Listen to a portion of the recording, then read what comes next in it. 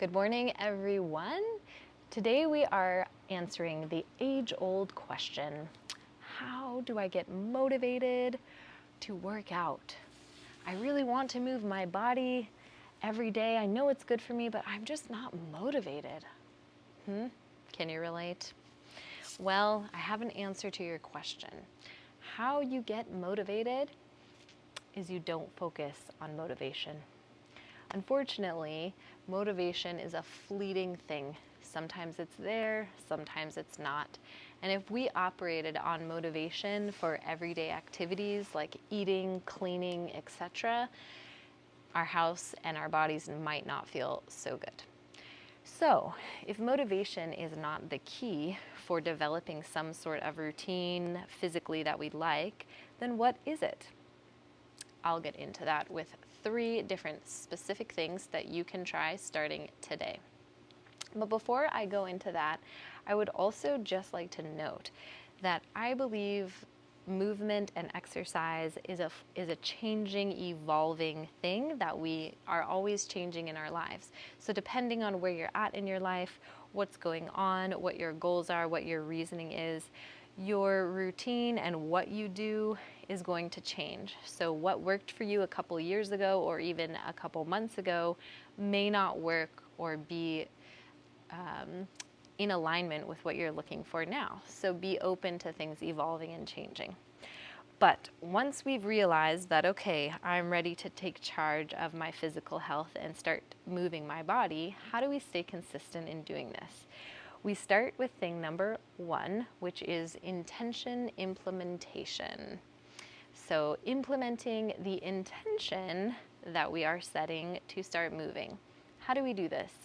This is talked about a lot more in Atomic Habits. So you can read more in that book if you're interested in more of the habit-forming neuroscience behind it. But basically, I'll just take the strategy. Just know that it has been researched and it has been shown to be effective for many individuals.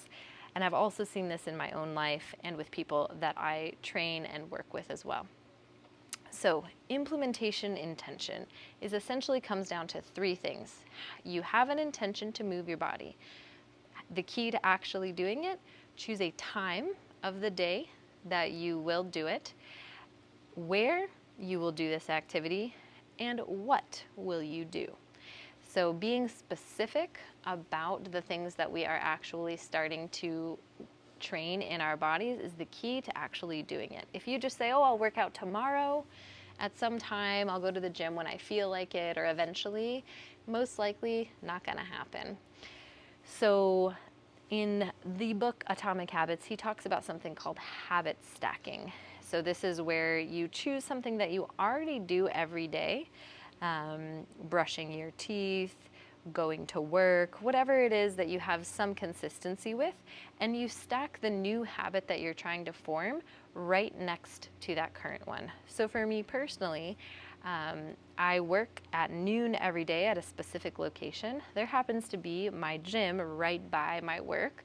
So I've stacked those 2 habits. It's a habit of mine and I'm in my routine to go to work at noon every day. So I just leave an hour earlier and I go to the gym right before work, stacking them on top. That way it takes out any complication of trying to schedule different times at different days.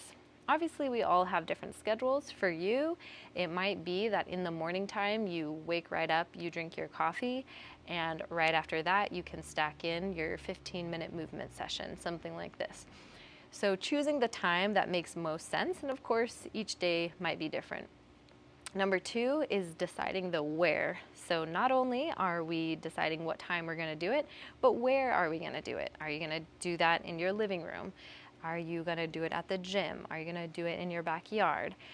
And a pro tip is making sure that your space is cleared and ready to go for that said movement session by the time that you said you would do it. So being as specific as possible. Then we have the what. So what are you going to do? Are you working on a mobility routine? Are you strength training? And if you are strength training, in what? What are the types of movements you'll be doing? If you are working on mobility, what is it specifically that you're trying to mobilize, etc.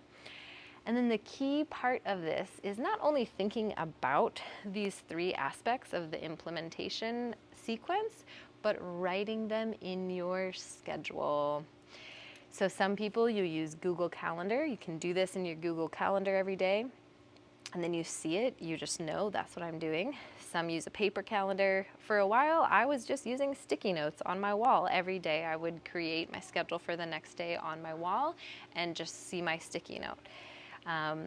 So that is phase number one. Now, obviously, there's a lot of holes in this. Time and our schedules change constantly, and depending on our lifestyles, your time might be more flexible. So if it is, you just move that said activity, write it down, and then change where in your schedule you do it. But the act of writing it and really prioritizing time for it as you would anything else is extremely useful in actually sticking to a routine. All right, number two is starting small. This is especially for folks who movement is not already in their daily life. Having any sort of intentional body care time is not really part of your practice. So starting small will be crucial. This is also for if your life is really chaotic. You have a lot going on in your life, things are stressful, maybe you're traveling, you're a more nomadic person, whatever it is, we're all living different lives. Starting small and focusing on the habit first and the results later on. So I think many of us can relate to starting some sort of a program where we're working out super hard or we're like super motivated for a couple days and then it falls off track because it's a lot to keep up with.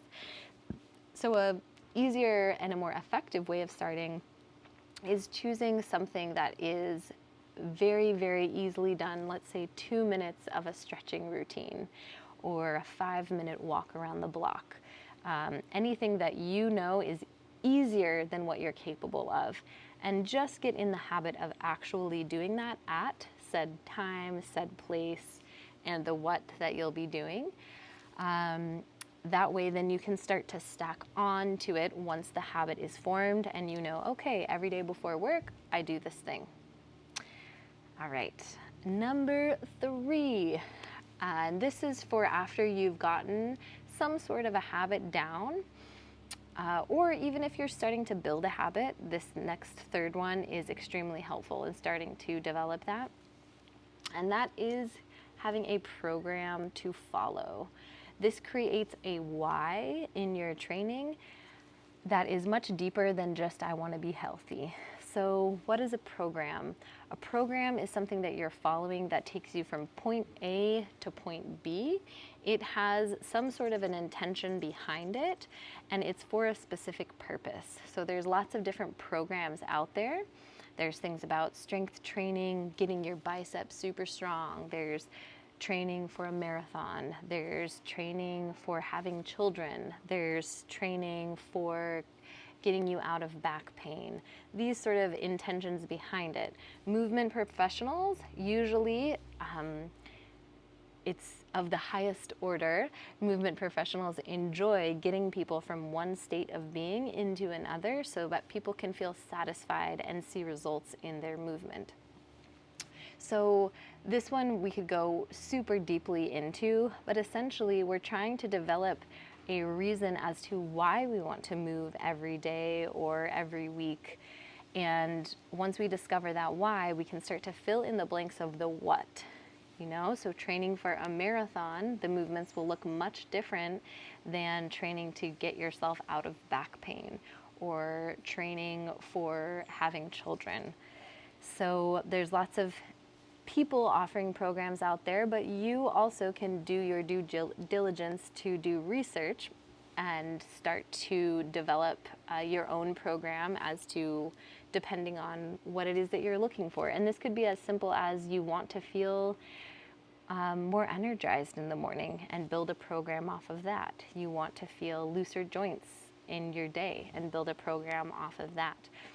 So that is what I would say for the top 3 things of how to motivate ourselves to actually get into movement is 1, create that implementation intention and physically write it down, your place, your time, and the exact thing you'll be doing. Be as specific as possible.